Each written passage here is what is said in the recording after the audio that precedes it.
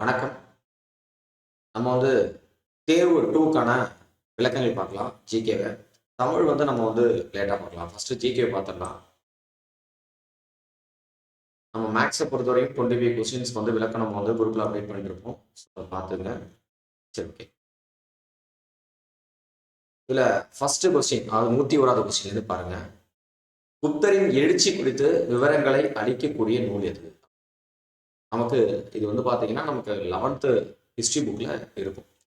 புத்தரின் எழுச்சி குறித்து விவரங்களை அளிக்கக்கூடிய நூல் அப்படின்னா, விசாசத்தரோட தேவி சந்திரகுப்தம் முத்ரா ராட்சசம். அப்ப இங்க ஆப்ஷன் ஏலயும் இருக்கு, பிலயும் இருக்கு. சி பாருங்க, நீதி சாரம் அப்படின்னு இருக்கு. அப்ப நீதி சாரம் அப்படிங்கிறது காமந்தரோட நீதி சாரம் அப்படின்னு சொல்றாங்க. அப்ப ஆப்ஷன் டி தான் இதுக்கு சரியான ஆன்சர். அடுத்தது 102வது கொஸ்டின். முதலாம் சந்திரகுப்தர் பற்றி கூற்றுகளில் சரியானவை தேர்ந்தெடுக்க. முதலாம் சந்திரகுப்தரை பற்றி கூற்றுகளில் சரியானவை அப்படின்னு சொல்லி கேட்கிறாங்க. அப்ப இவரோட ஆட்சி காலத்தில் கல்வெட்டும் நாணயமும் நமக்கு கிடைக்கல அப்படின்னு சொல்லி கொடுத்திருக்காங்க. அடுத்தது மெகரோலி இரும்பு தூண் கல்வெட்டு இவரை பற்றி பேசுகிறது. இதுல நிறைய பேருக்கு கொஞ்சம் கன்ஃபியூஷன் வந்துச்சு. சரிங்களா? அப்ப 102வது கொஸ்டின்ஸ் வந்து எல்லாருக்குமே வந்து கன்ஃபியூஷன் வந்து நம்ம வந்து ஹிஸ்டரி புக்ல நமக்கு என்ன கொடுத்துருக்கோ அதை தான் நம்ம வந்து என்ன பண்ணியிருக்கோம் அப்படின்னா நம்ம கொடுத்துருக்கோம். சரி, ஓகே. அப்ப இவரது ஆட்சி காலத்துல கல்வெட்டும் நாணயமும் நமக்கு கிடைக்கல அப்படின்னா பெரிதா கிடைக்கல அப்படின்னு சொல்றாங்க. அப்ப சில பேர் கேட்பாங்க, அப்ப அவர் தானே வந்து முதல் பேரரசர், அவரோட லிச்சாவி நாணயம், அதாவது நாணயத்தில் லிச்சாவின்னு சொல்லி எழுதிருந்துச்சு, அதை வச்சு நம்ம வந்து குமாரதேவி அப்படிங்கிற பெண்ணை வந்து திருமணம் பண்றதெல்லாம் பார்க்குற முடியாது அப்படின்னு சொல்லி டவுட்ஸ் இருந்திருக்கும். ஸோ இது வந்து எப்படி சொல்றாங்க அப்படின்னா, அதிகமா அப்படிங்கிற ஒரு வார்த்தை ரொம்ப முக்கியம். அப்ப ஒரு அரசர் இருந்தாங்க அப்படின்னா அரசரை பத்தி நிறைய விஷயங்கள் கொடுத்துருப்பாங்கல்ல. அப்ப இவரோட ஆட்சி காலத்துல வந்து ரொம்ப பெருசா அவரை பத்தி தெரிஞ்சுற அளவுல கல்வெட்டும் நாணயமும் கிடைக்கல. அப்படிதான் நம்ம புரிஞ்சுக்கணும். இது நம்ம ஸ்கூல் புக்ல வந்து இருக்கு. மெகரோடி தூண் இரும்பு தூண் கல்வெட்டு அப்படிங்கிறது வந்து பாத்தீங்கன்னா இவரோட ஆட்சியை பத்தி பேசுது. ஆனா இவருடைய கல்வெட்டு கிடையாது அது. அப்ப யாருடையது அப்படின்னா 2ஆம் சந்திரகுப்தருடையது. அவரோட அதாவது தன்னுடைய தாத்தாவை பத்தி புகழ்ந்து எழுதியிருக்கிறார் அப்படிங்கிறதான் சொல்லியிருக்காங்க. அப்ப நமக்கு ஸ்கூல் புக் வைஸ் பார்க்கும்போது நமக்கு வந்து இந்த 2 கூட்டும் சரி அப்படிங்கிறது தான் கொடுத்துருக்கோம். ஸோ அதை நோட் பண்ணி. அடுத்தது கீனர், கம்போஜர், கிராதர் அப்படின்னு சொல்லக்கூடிய வடநாட்டு அரசுகளை வென்றவர். இந்த கொஸ்டின்ஸ் வந்து நிறைய பேர் படிச்சே இருக்க மாட்டீங்க. நமக்கு 11th ஹிஸ்டரி புக்ல இருக்கும். ஸோ அப்ப நமக்கு வந்து பாத்தீங்கன்னா நமக்கு புத்தர்கள்லயே வந்து அவரோட ஆட்சி பரப்பு அதிகமாக கவர் பண்ணி ஆளுமை பண்ணது யார் அப்படின்னு கேட்டா நம்ம வந்து 2ஆம் சந்திரகுப்தர் தான் சொல்லணும். அவருக்கு தான் நிறைய பட்ட பெயர்கள்லாம் இருக்கும். அவர் தான் என்ன பண்ணியிருப்பார் அப்படின்னா தென்னிந்தியாவின் மீது நட்பு பாராட்டியிருப்பாரு. ஸோ அது மட்டும் இல்லாமல் வந்து விக்ரமாதித்யன் அப்படிங்கிற பட்ட பெயர்லாம் இருந்திருக்கும். சகாரிங்கிற பட்டம் இருந்திருக்கும். சகாரிங்கிற பட்டம் எதனால வந்துச்சு அப்படின்னா சுமார் 400 ஆண்டுகள் வந்து குஜராத் மாலவத்துல வந்து பாத்தீங்கன்னா ஒரு வெற்றிகரமா ஆட்சி புரிந்துகிட்டு இருந்த சாகர்களை வந்து வெற்றி பெற்றிருப்பார். அதனால சகாரிங்கிற பட்டம் வாங்கியிருப்பார். ஸோ அப்படிப்பட்ட அவர் தான் வந்து பாத்தீங்கன்னா என்ன பண்ணியிருப்பார் அப்படின்னா இந்த ஹீனர்கள், காம்போஜர், கிராதர்கள் இவங்கெல்லாம் வந்து வெற்றி பெற்றிருப்பார். இது வந்து நம்ம ஸ்கூல் புக்ல இருக்கு, ஆனா நிறைய பேர் படிச்சிருக்க மாட்டோம். ஸோ இதை நோட் பண்ணி வச்சுங்க. ஸோ யார் அப்படின்னா 2ஆம் சந்திரகுப்தர். அப்ப 103க்கு வந்து ஆப்ஷன் டி. அடுத்தது மகா சந்தி விக்கிரகா என்ற அமைச்சருடன் தொடர்புது. நம்ம அமைச்சர் அப்படின்னு பார்த்தீங்கன்னா நமக்கு அதுல வந்து நமக்கு பார்த்துருப்போம். பைசாலி முத்திரைகள்லாம் கொடுத்துருப்பாங்க. அது வந்து நம்ம படிச்சிருப்போம். ஸோ புத்தர்களை பொறுத்த வரைக்கும் நமக்கு நிர்வாகம் படிக்கிறது கொஞ்சம் கஷ்டமா இருக்கும். ஆனா நம்ம அரசரோட ஆளுமைகளை பத்தி படிக்கிறது ஈஸியா இருக்கும். கொஞ்சம் ஸ்ட்ரெஸ் பண்ணி படிச்சீங்கன்னா மற்ற அரசர்களுக்கெல்லாம் இந்த அளவுக்கு இருக்காது. சுல்தான் எடுத்துக்கலாம். அதன் பிறகு வந்து பார்த்தீங்கன்னா முகல்ஸ் எடுத்துக்கலாம், மராத்தி எடுத்துக்கலாம். யாருக்குமே இந்த அளவு இருக்காது. இங்க புத்தர்கள் மட்டும்தான் இவ்வளோ இருக்கும். ஸோ அதனால படிச்சீங்க. அந்த வார்த்தைகள்லாம் கொஞ்சம் குழப்பற மாதிரி தான் இருக்கும். ஷார்ட்கட் போட்டு வச்சீங்க. அப்போ மகா சந்தி விக்கிரகா அப்படிங்கிறது வந்து அமைதி மற்றும் போருக்கான அமைச்சர். இந்த போஸ்டிங்ல யார் சார் இருந்திருப்பா அப்படின்னு பார்த்தீங்கன்னா அலகாபாத் தூண் கல்வெட்டை வந்து பொறித்த ஹரிசேனர் 33 வரிகள்ல நம்ம பொறிச்சதா சொல்றோம்ல. அப்ப அந்த ஹரிசேனர் அப்படிங்கிறவர் வந்து மகா சந்தி விக்கிரகா இருந்திருப்பாரு. அதுக்கப்புறம் வந்து தண்டநாயகா இருந்திருப்பாரு. இந்த மாதிரி நிறைய போஸ்டில் இருந்திருப்பார்ல. அப்ப மகா சந்தி விக்கிரகா அப்படிங்கிறது வந்து பாத்தீங்கன்னா உயர்ந்த ஒரு போஸ்டா நம்ம கருதுறோம். அமைதி மற்றும் போருக்கான அமைச்சர் அப்படிங்கிறது நோட் பண்ணிருக்கீங்க. அடுத்தது 105வது கொஸ்டின். சரியான கூற்றை தேர்வு செய்க. அப்ப 8 உறுப்பினர் கொண்ட குழுவிற்கு மகதாரா அப்படின்னு சொல்லக்கூடியது தலைவர் சொல்றோம். அப்ப மகதாரா அப்படிங்கிறது யாரு சார் அப்படின்னா அதுக்கு என்ன மீனிங் சொல்றாங்க அப்படின்னா கிராம அளவுல இருக்கக்கூடிய ஒரு பெரியவர் அல்லது கிராம தலைவர் அல்லது குடும்ப தலைவர் தான் மென்ஷன் பண்றாங்க. அப்ப அந்த கூற்று தான் 3வது கூற்றா இருக்கு. அப்ப மகதாரா அப்படிங்கிறதுக்கு நமக்கு இப்படி ஒரு ஒரு வாசகம் இங்க கொடுத்துருக்காங்க. அப்ப இது 2மே ரைட்டு தான். அப்ப சாஞ்சி கல்வெட்டு இதை பத்தி பேசுதா அப்படின்னு கேட்ட கிடையாது. சாஞ்சி கல்வெட்டு அப்படிங்கிறது யாருடைய காலத்துக்கு அப்படின்னா 2ஆம் சந்திரகுப்தர் காலத்துக்கு. அதுல வந்து மகாதாரா பத்தி பேசியிருக்காரு. இந்த மகாதாரா பத்தி எதுல பேசியிருக்கோம் அப்படின்னு பாத்தீங்கன்னா நமக்கு தாமோதர் ஓட செப்பு பட்டத்தை தான் நம்ம தாமோதரை தான் படிப்போம். ஸோ புத்தகுப்தரோட தாமோதர செப்பு பட்டத்தை தான் நம்ம படிச்சிருக்கோம். சரிங்களா? அப்ப இந்த கூற்று தவறு. அப்ப 1ம் 3ம் சரி எங்க இருக்கு அப்படின்னு பாருங்க. 1ம் 3ம் சரி. கரெக்ட் தானே? 1ம் 3ம் சரி. 1 3 சரி 2 தவறு. அப்போ ஆப்ஷன் ஏ தான் இருக்கு கரெக்டானது. 105க்கு வந்து நமக்கு ஏ ஆன்சர். அடுத்தது வந்து 106 பொறுத்துக. ஸோ இது வந்து நமக்கு வந்து 11th புக்கில் பாக்ஸ் டேட்டாவில் இருக்கும். ஸோ ரொம்ப ரொம்ப முக்கியம். அதே மாதிரி 11th அதுக்கப்புறம் நமக்கு 10th 11 இருக்கக்கூடிய புக்கை படிங்க. 6வது புக்கில் இருக்குது அப்படின்னா அதை படிங்க. இதெல்லாம் படித்து முடிச்சுட்டு அதுக்கப்புறம் தான் எத்திக்ஸ் எடுத்தோன்னே எத்திக்ஸ் போய் படிக்காதீங்க. சரி ஓகே. இப்போ பொறுத்துகளை வந்து பார்த்தீங்கன்னா நமக்கு தெரியும். சேஸ்ரா அப்படின்னா பயிரிடக்கூடிய நிலம் அப்படிங்கிறது தெரியும். அடுத்தது கிலா அப்படின்னா தரிசு நிலம். அடுத்தது அப்ரகதா அப்படின்னா காடு மற்றும் தரிசு நிலம் அப்படின்னு கொடுத்துருப்பாங்க. நான் காடு நிலம் மட்டும் தான் கொடுத்துருக்கேன். வாஸ்தி அப்படிங்கிறது வாஸ்து குடியிருப்பு தகுந்த நிலம். கபட சகாரா அப்படின்னு பார்க்கும்போது மேய்ச்சல் நிலம். அப்போ இதுக்கான பொருத்தமான ஆன்சர் என்ன அப்படிங்கிறத பாருங்க. ஸோ இது வந்து என்ன பண்ணுறாங்கன்னா 4 1 அதுக்கப்புறம் 2 4 1 2 வேற எங்க இருக்கு? 4 1 2 இதில் இல்லை. அப்போ இது 2ல தான் இருக்கு. அப்போ 4 1 2 இங்கே 5 3 வருது, 3 5 மாறுது. ஸோ நல்லா டீட்டெயிலாக பார்க்கணும். அப்போ வந்து பார்த்தீங்கன்னா வாஸ்தினா குடியிருப்புன்னு தெரியுது. அப்போ இதுதான் இருக்கும். ஈஸியாக.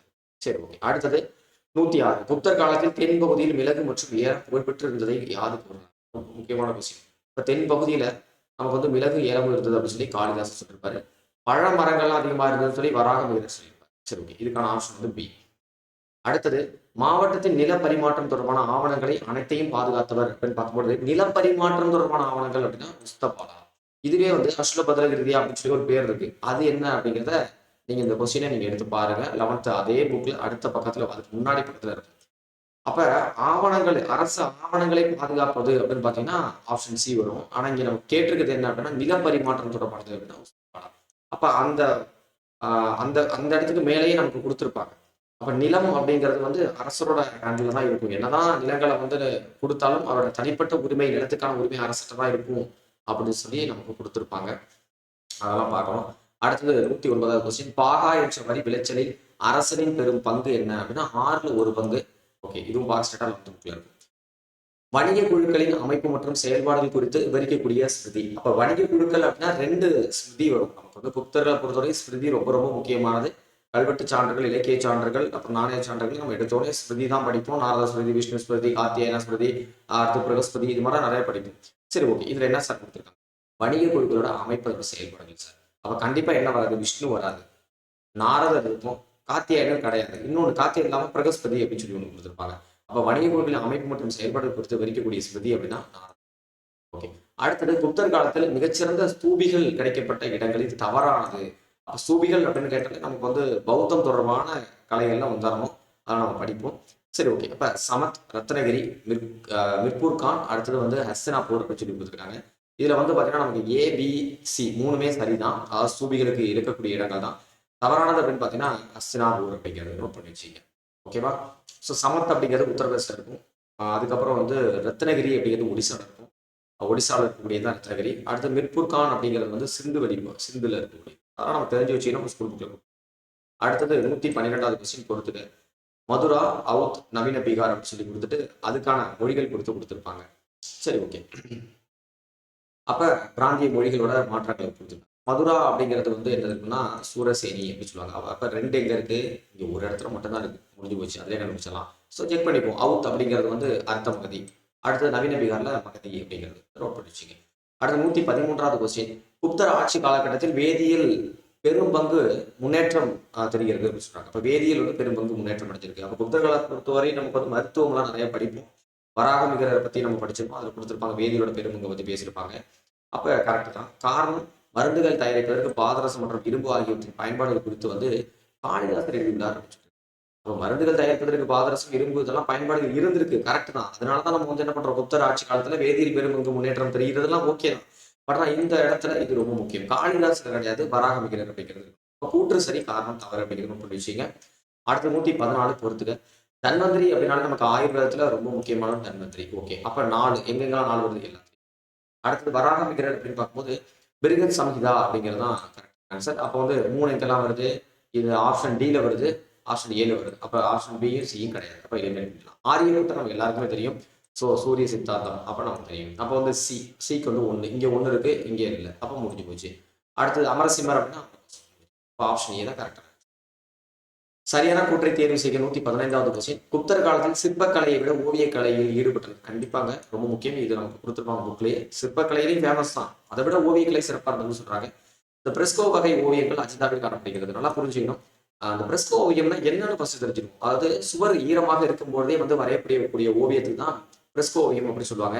இந்த ஓவியம் தமிழ்நாட்டில் புதுக்கோட்டை மாவட்டத்தில் இருக்கு. நம்ம ஸ்கூல் புக்ல எல்லாம் நம்ம பார்த்துருப்போம். 9th or 10th புக்ல கூட கொடுத்துருப்பாங்க, அட்டா பேஜ்ல கொடுத்துருப்பாங்க. இந்த பிரெஸ்கோ ஓவியம் அப்படிங்கிறது அஜந்தாவில் இல்லை. அது ஞாபகம் வச்சுங்க. அப்போ புத்தர் காலத்துல இருந்துச்சு ஓவியம் கரெக்டாக தான். அப்போ வந்து கூற்று 1 சரி 2 வந்து தவறு அப்படிங்கிறத பார்த்து, அப்போ கூற்று சரி காரணம் தவறு அப்படின்னு சொல்லி கொடுத்துருக்கேன். இங்கே 1, 2, 3 அதை மாற்றிப்போம். அடுத்தது அச்சந்திரா, ராய்கர், அஸ்தினாபூர், பஜாஜ். நம்ம ஆல்ரெடி பார்த்தோம். அஸ்தினாபூர் அப்படிங்கிறது ஒரு இடத்துல பார்த்தோம், இங்கே பார்த்தோம். ஸ்தூபிகள்ல பார்த்தோம். அப்போ ஸ்தூபிகள் இல்லாத இடங்கள்ல நம்ம பார்க்கும்போது அஸ்தினாபூர் அடிச்சோம். அதையும் நம்ம பார்த்தோன்னே நம்ம தெரிஞ்சு வச்சுக்கணும். இந்த கொஸ்டின்லாம் வந்து நம்ம ஸ்கூல் புக்ல இருக்கு, நிறைய பேர் பார்த்தே இருக்க மாட்டோம்.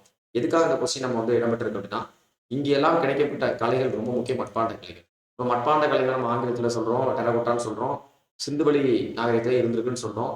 இன்னும் சொல்ல போனா கரப்பாக்கும் மொஹஞ்சதாரோவுக்கும் சிறிய வேறுபாடு இருந்திருக்குன்னு சொல்லி சார் ஜான் மார்ஷல் சொல்றாரு. அது எதை வச்சு சொல்றாருன்னா அந்த மட்பாண்டத்தை வச்சு சொல்றாரு.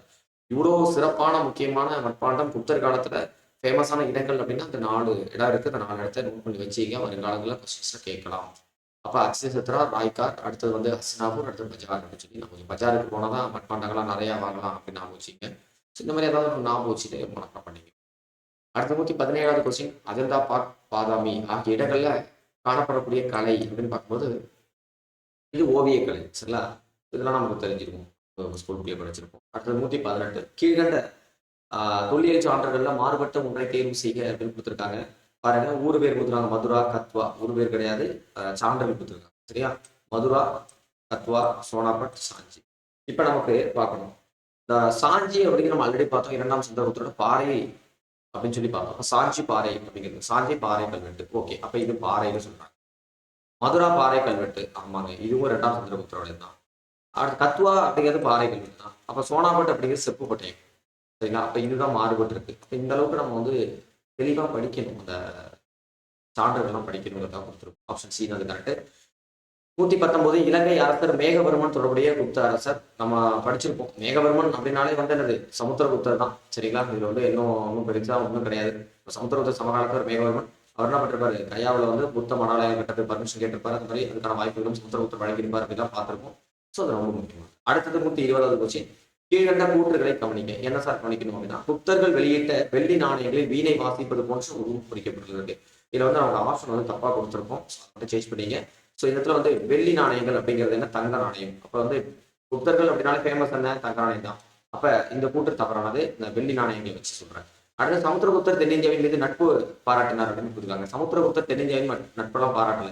அவர் என்ன பண்றாரு அப்படின்னா, தென்னிந்தியாவின் மீது வந்து பகவே தான் பாராட்டி இருப்பாரு. காஞ்சிபுரத்துல பல்லவ அரசர் வந்து விஷ்ணு கோபனை வந்து ஜெயிச்சிருப்பாரு. அப்ப என்ன பண்றாங்க, அப்ப நட்பு பாராட்டது யாரு சார் அப்படின்னா, அவருடைய அடுத்த தலைமை, அவருடைய பையன் என்னது 2ஆம் சந்திரகுப்தர் என்ன பண்ணுவாரு, தென்னிந்தியாவின் மீது நட்பு பாராட்டிருப்பாரு. அதன் காரணமாக வந்து பாத்தீங்கன்னா அவர் வந்து விக்ரமாதித்யன் அப்படின்னு கூட வந்து பட்டம்லாம் வந்துருக்கும். அப்ப இந்த 2 கூற்றுமே தவறு. அப்ப 2 கூற்றுமே தவறு அப்படிங்கிறது எங்க கொடுத்துருக்காங்க, ஆப்ஷன் ஈல கொடுத்துருக்காங்க. நம்ம வந்து என்ன கொடுத்துருப்போம் அப்படின்னா, இதை பார்க்காம வந்து ஏன்னு கொடுத்துருப்போம், அதை மட்டும் மாத்திக்கலாம். அடுத்து கல்கத்தா பல்கலைக்கழகம் அரசின் நேரடி கட்டுப்பாட்டின் கீழ் கொண்டு வரப்பட்ட ஆண்டு அப்படின்னு. அப்ப கல்கத்தா பல்கலைக்கழகம் அரசின் நேரடி கட்டுப்பாட்டின் கீழ் கொண்டு வந்தது. அதுக்கு முக்கியமானவர் யாரு, கர்சன் பிரபு. 1899 ஜனவரி மாதம் 6ஆம் தேதி இந்தியாவின் அரச பிரதிநிதியாக வந்தார் அப்படின்னு சொல்றோம். அந்த காலகட்டத்தில் இந்தியாவில் மிகப்பெரிய பஞ்சம் ஏற்பட்டது. அவர் பஞ்சத்தை தவிர்ப்பாரு, ஆங்கிலேயர்களுக்கு வந்து கெட்ட பேர் எடுத்துக்கிட்டு அதை நல்ல பேர் வாங்க பார்ப்பாரு அப்படின்னு பாத்தீங்கன்னா, வந்தவொடனே என்ன பண்ணுவாரு, கல்கத்தா மாநகராட்சியில் இருக்கக்கூடிய உறுப்பினர் எண்ணிக்கையை வந்து குறைச்சிருவார். 1889 படிக்கிறோம். அதோட கண்ட்ரியா தான் என்ன படிக்கிறோம் அப்படின்னா, 1904ஆம் ஆண்டு கல்கத்தா பல்கலைக்கழக அரசின் நேரடி கட்டுப்பாட்டின் கீழ் வந்து வைக்கப்பட்டது அப்படின்னு சொல்லி கொடுத்துருக்காங்க. ஆப்ஷன் சி தான் இருக்கு. அடுத்து இந்தியாவின் பிரதேச மறுவிநியோகம் தொடர்பானது, அதாவது ரிஸ்லி பேப்பர் சொல்லுவாங்க, ரிஸ்லி அறிக்கைன்னு சொல்லுவாங்க. அந்த கர்சன் பிரபு எப்ப வெளியிட்டாரு ரொம்ப முக்கியமானது. இப்போ வங்காளத்தை பிரிக்கும்போது என்ன பண்றாரு அப்படின்னா, போயிட்டு பேசுறாரு, நான் அப்படித்தாரு இப்படித்தாரு அப்படின்னு சொல்லிட்டு. அந்த ரிஸ்லி அறிக்கை அப்படிங்கிற 1903 தெரியும். அது டிசம்பரா மார்ச்சா அப்படிங்கிற குழப்பமா இருக்கும். அப்ப டிசம்பர். அப்போ ஆப்ஷன் சி தான் கரெக்ட். அடுத்தது வங்காளம் அதிகாரப்பூர்வமாக பிரிக்கப்பட்ட நாள். வங்காளம் பிரிக்கப்பட்டது அப்படிங்கிறதுலாம் தெரிஞ்சுக்கணும். அதிகாரப்பூர்வமாக பிரிக்கப்பட்ட நாள் ஒன்று இருக்கு, அதே மாதிரி அறிவிக்கப்பட்ட நாள் ஒன்று இருக்கு. இப்போ 1905 அப்படிங்கிறது அக்டோபர் 16 அப்படிங்கிறது வங்காளம் அதிகாரப்பூர்வமாக பிரிக்கப்பட்டது. இதே வங்காளம் வந்து பிரிக்கப்பட்டது அது சொன்னது அப்படின்னு பார்த்தீங்கன்னா 1900 எப்போ சொல்லியிருப்பாரு, 1905 ஜூலை மாதம் வந்து 19 சொல்லியிருப்பாங்க. ஸோ அதெல்லாம் நம்ம படிச்சோம். அப்போ இதுக்கான ஆன்சர் வந்து ஆப்ஷன் டி. சுதேசி இயக்கமானது நம்முடைய தொழில்களின் முன்னேற்றத்திற்கான மட்டுமல்ல, நமது தேசிய வாழ்க்கை சார்ந்த அனைத்து துறைகளையும் மேம்படுத்துவதற்கானது. இது ரொம்ப ரொம்ப முக்கியமானது. ஸோ சொன்னது யார் அப்படின்னா, மிதவாத தலைவர்களுடைய கோபாலகிருஷ்ண கோகலே சொல்லியிருப்பாரு. அப்ப கோபாலகிருஷ்ண கோகலேயோட அரசியல் குருவாக ஏற்றுக்கொண்ட 2 முக்கியமான நபர்கள் யார் அப்படின்னு கமெண்ட் செக்ஷன்ல சொல்லுங்க. 124வது கொஸ்டின் நான் ஒரு கொஸ்டின் கேட்கிறேன். கோபாலகிருஷ்ண கோகலேவை தன்னுடைய அரசியல் குருவாக கொண்ட 2 நபர் யார் அப்படிங்கிறத ஆன்சர் பண்ணுங்க.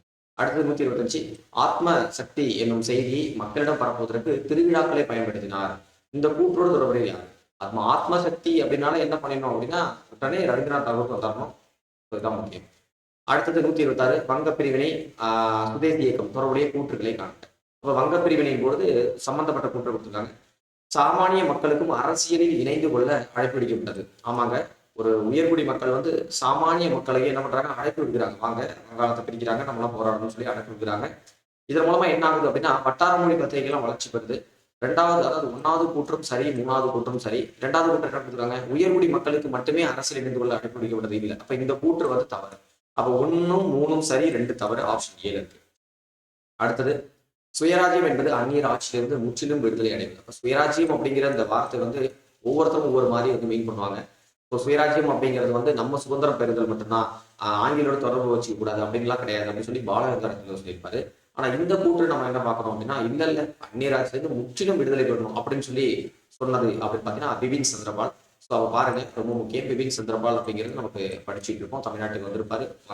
நம்ம பாரதியார் போயிட்டு அழைச்சிட்டு வந்து பேசியிருப்பாரு. 1907 மார்ச் மாதம் அந்த காலகட்டத்தில், பிப்ரவரி மார்ச் மாதம் அந்த மாதிரி காலகட்டத்தில் வந்து மெரினாவில் வந்து பேசியிருப்பாரு.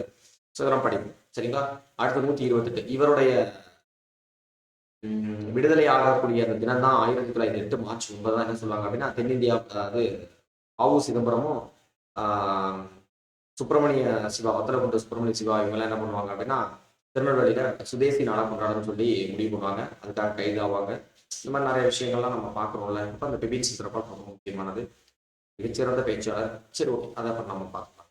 சரி, 128 அலிப்பூர் குண்டுவெடிப்பு எந்த ஆண்டு நடைபெற்றது? அலிப்பூர் குண்டுவெடிப்பு ரொம்ப முக்கியமான 1908 எல்லாருக்கும் தெரியும். அது ஏப்ரல் 8, ஏப்ரல் 18, ஏப்ரல் 28 அப்படிங்கிறது தெரியாம இருக்கும். ஸோ 1908 ஏப்ரல் மாதம் 30ஆம் தேதி வந்து பார்த்தீங்கன்னா நமக்கு அலிப்பூர் குண்டுவெடிப்பு அப்படிங்கிறது நடைபெற்றிருக்கும். ஸோ 128 அப்படிங்கிறது வந்து பார்த்தீங்கன்னா ஆப்ஷன் பி. சரியா, பண்ணிச்சிங்க. இது ரொம்ப முக்கியமான கொஸ்டின். அலிப்பூர் குண்டுவெடிப்பு எங்க இருக்கு?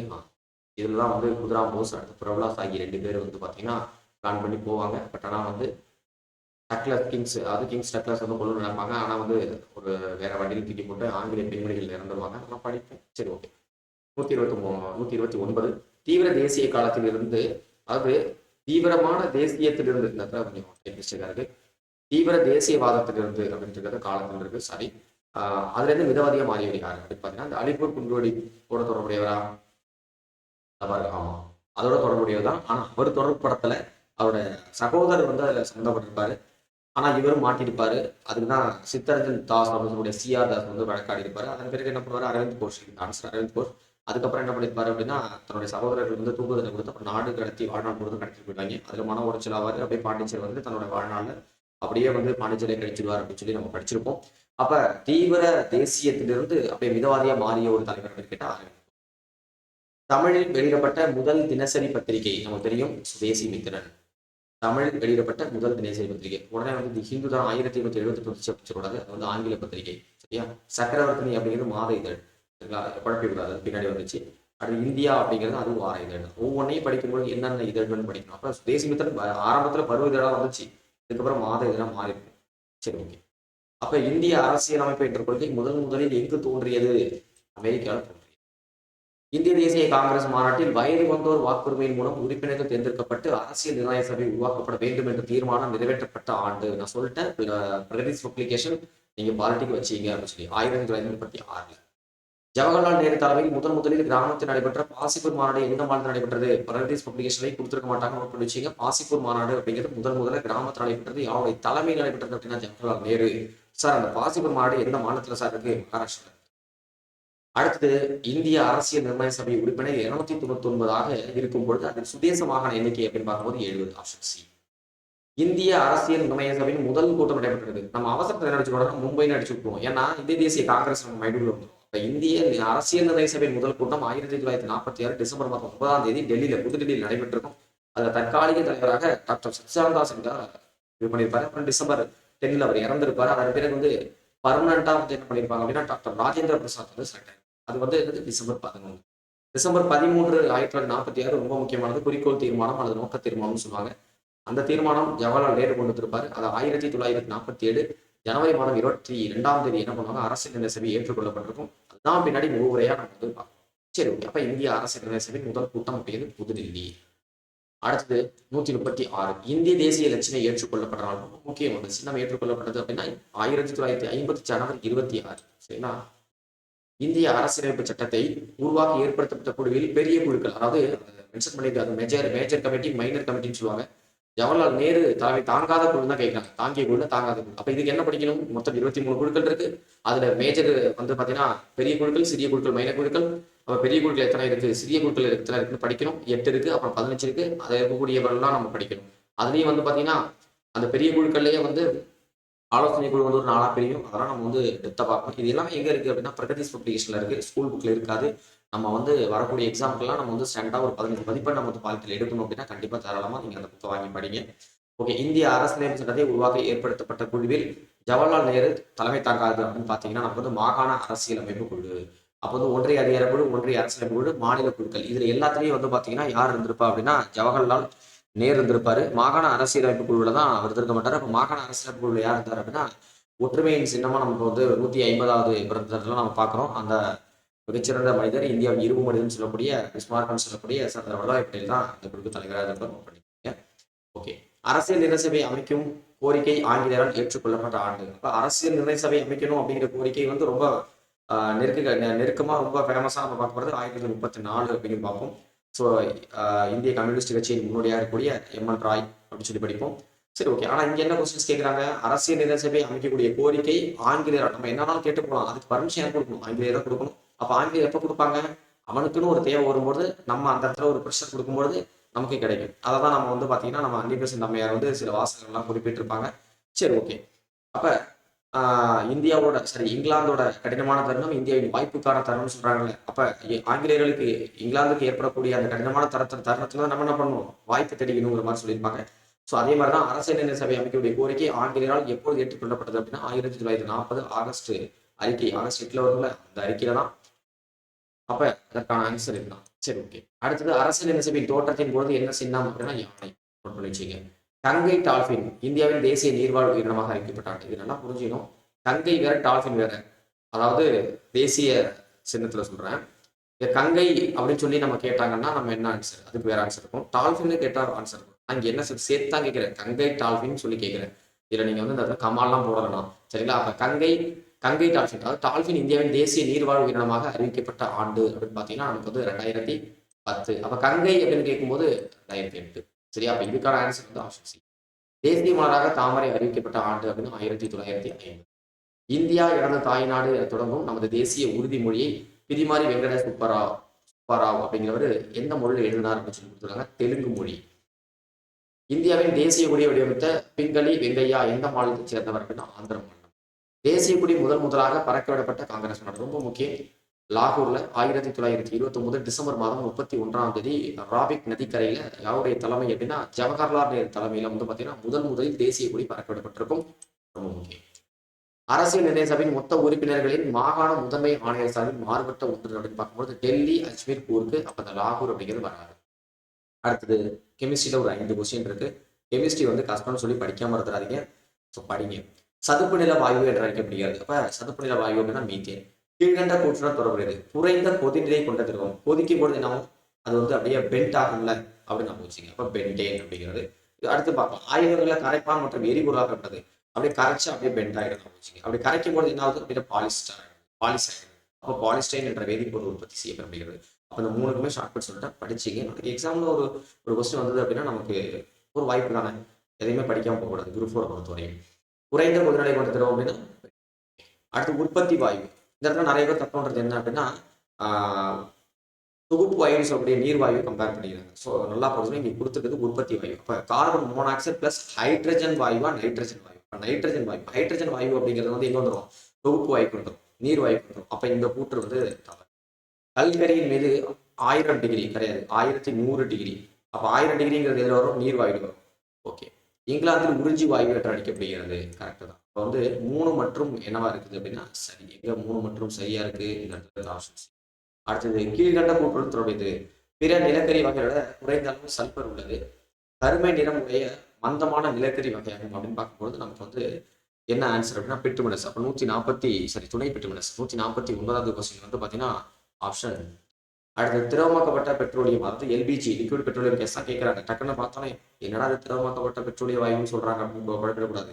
அப்போ நமக்கு வந்து டிஎன்பிஎஸ்சியில் ஆங்கிலத்தில் கொடுத்துருப்பாங்க, ஒன்றும் பிரச்சனை இல்லை. எல்பிஜி லிக்விட் பெட்ரோலியம் கேஸ் அதில் என்ன இருக்குது அப்படின்னு பார்த்தீங்கன்னா எதோட தொடர்புடையது அப்படின்னா பியூட்டேன், அது ப்ரொபேன் மற்றும் பியூட்டேனோட தொடர்புடையது. அப்போ ஆப்ஷன் டி தான் இதுக்கு சரியான ஆன்சர். ஸோ நமக்கு வந்து ஒரு ஜிகே பொறுத்தவரை ஒரு 50 கொஸ்டின் வந்து நமக்கு வந்து பார்த்துருக்கோம். ஒரு 50 கொஸ்டினை வந்து தெளிவாக பாருங்கள். இன்னைக்கு ஈஸியாக இருக்கிற மாதிரி இருக்கும். இன்னும் ஒரு 10 நாள் 15 நாள் இல்லை 1 மாதம் கழிச்சு எடுத்து பார்க்கும்போது கொஞ்சம் மறந்த மாதிரி இருக்கும். ஸோ இதெல்லாம் நோட் பண்ணிங்க. தமிழை பொறுத்தவரை நம்ம வந்து பின்னாடி நமக்கு தெளிவாக ஒவ்வொரு இலக்கணத்தையும் நம்ம பார்த்துட்டு பொறுமையாக கொடுக்கலாம். அவசரப்படலாம். வந்து ஸ்லோவாக படிச்சுட்டே இருங்க. டைம் நிறையா இருக்குது.